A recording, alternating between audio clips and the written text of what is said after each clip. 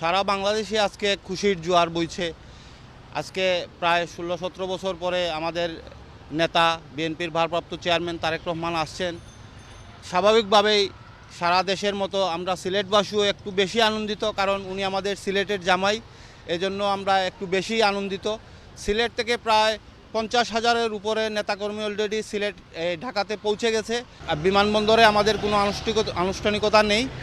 আমাদেরকে বারে বারে আমাদের কেন্দ্রীয় থেকেও বলা হয়েছে, আমাদের ভারপ্রাপ্ত চেয়ারম্যান তারেক রহমানও বলেছেন যাতে বিমানবন্দরে যাতে আমরা ভিড় না করি, যাতে সাধারণ জনগণের যাতে কোনো ধরনের কোনো অসুবিধা না হয়। তারেক রহমান যিনি বিগত দীর্ঘ সময় বিভিন্নভাবে ষড়যন্ত্রমূলক মামলার শিকার হয়ে দেশের বাইরে রয়েছেন, যিনি যে গণতান্ত্রিক সংগ্রামের নেতৃত্ব দিয়েছেন বিদেশে বসে, গোটা বাংলাদেশের মানুষকে এক করে একই প্ল্যাটফর্মে এনে তিনি নেতৃত্ব দিয়েছেন এবং সেখানে সক্ষম হয়েছেন।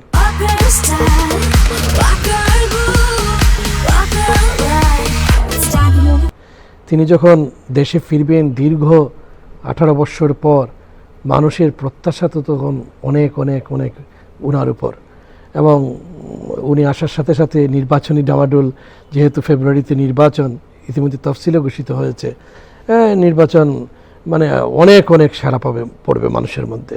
এবং আমরা আশা করি যে আগামী 25 ডিসেম্বর যে গণজোয়ারের সৃষ্টি হবে বাংলাদেশে, তারেক রহমান সাহেবের কথা শুনতে অথবা তাকে দেখতে ঢাকা শহরে, সেখানে একটা নির্বাচনী সেদিন অনেক নির্বাচনী প্রচারণার ওইখান থেকেই শুরু, এবং আমার মনে হয়